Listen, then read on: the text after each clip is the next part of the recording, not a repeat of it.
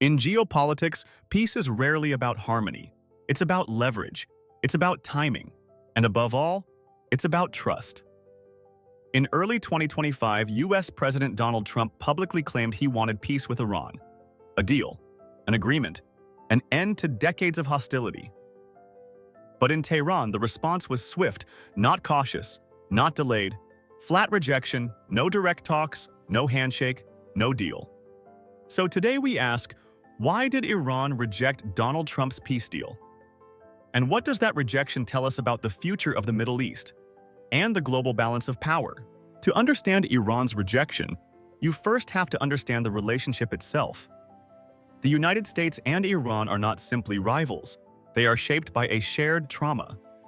In 1953, the CIA helped overthrow Iran's democratically elected prime minister. In 1979, Iranian revolutionaries seized the US embassy in Tehran. Since then, the two nations have lived in a permanent state of distrust. Every negotiation is haunted by memory. Every promise weighed against betrayal. So when Donald Trump spoke of peace, Iran didn't hear reconciliation. Iran heard pressure. Donald Trump's Iran policy has always been unconventional.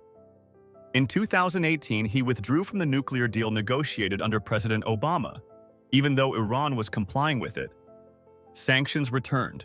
Oil exports collapsed. The Iranian economy went into survival mode. Trump called it maximum pressure. The logic was simple: crush Iran economically, then force it back to the table. By Trump's second term, the rhetoric shifted slightly.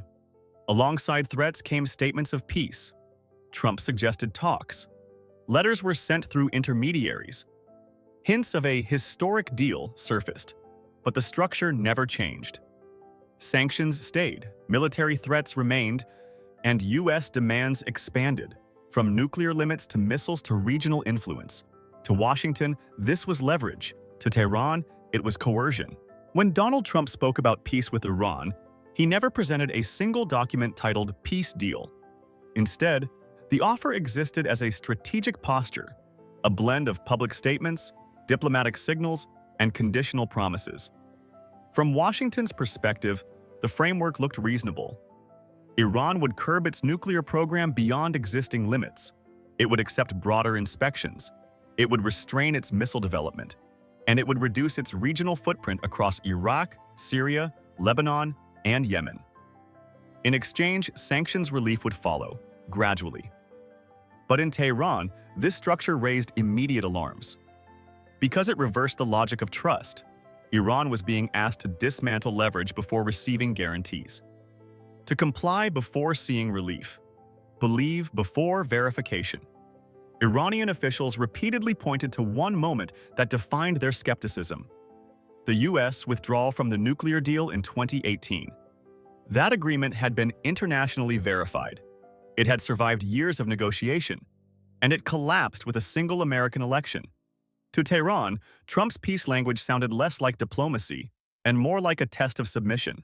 Iran's rejection was not impulsive, it was doctrinal. Since the 1979 revolution, Iran's leadership has followed one guiding principle: negotiations under pressure reward coercion. From Tehran's view, sanctions are not neutral tools, they are weapons. And negotiating while sanctions remain in place legitimizes economic warfare. Iran's leaders believe that if pressure produces concessions once, it will be repeated forever. This is why Iranian officials drew a hard red line. No direct talks while sanctions are active. No deal while threats remain. No peace while coercion defines the process.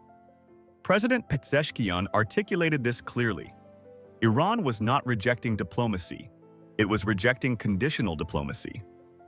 Indirect talks through mediators remained possible. But face-to-face negotiations with Washington were politically radioactive. Accepting them would signal weakness, not flexibility. Ayatollah Ali Khamenei does not think in election cycles. He thinks in decades. To him, the United States is not a permanent hegemon, but a declining one. Its internal divisions, polarized politics, and policy reversals are seen as strategic vulnerabilities. From this worldview, time favors Iran. Sanctions hurt, but they don't break the state. Isolation strengthens domestic control.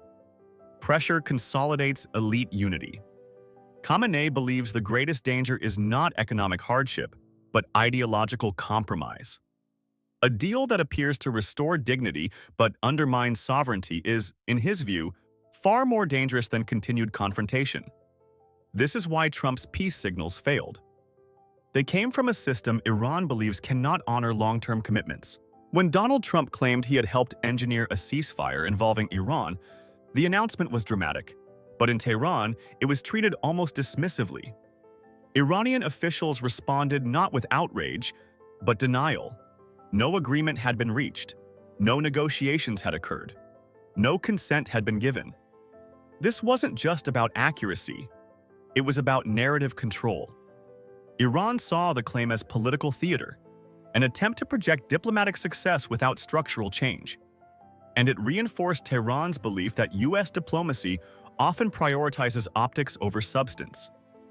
In Iranian strategic culture, appearances matter less than power realities. And reality, as Tehran saw it, had not changed. Every peace process rests on trust. Between Iran and the United States, trust is the missing variable. From Iran's perspective, the record is grim. Agreements reversed by elections. Sanctions imposed despite compliance. Assets frozen indefinitely. Military strikes carried out without warning. Even when diplomacy succeeded temporarily, it never translated into permanence. Iranian leaders concluded that the U.S. system itself, not any individual president, is unreliable. A peace deal with Trump might not survive Congress, or the next administration, or domestic backlash. In Tehran's calculus, a weak deal today creates vulnerability tomorrow. Iran's rejection reshaped regional calculations. Israel interpreted it as proof that pressure must continue. Gulf states viewed it as a reminder that détente remains fragile. Europe feared escalation, but lacked leverage. Meanwhile, Moscow and Beijing quietly welcomed the standoff. Every breakdown between Tehran and Washington pushes Iran deeper into alternative economic and security arrangements. Energy deals, military cooperation, financial systems outside U.S. control. For Iran, rejecting Trump's deal was not isolation, it was repositioning. Despite appearances, Iran has been remarkably consistent. It wants verified sanctions relief, legal guarantees, gradual reciprocity, and respect for sovereignty. Iran does not seek normalization on U.S. terms. It seeks stability on its own. Any peace deal that fails to meet these criteria will be rejected, regardless of who proposes it. Trump's offer, as perceived in Tehran, failed on all four. With direct talks off the table, the future narrows. Stalemate remains the default. Indirect negotiations may continue quietly. Escalation through proxies remains a constant risk.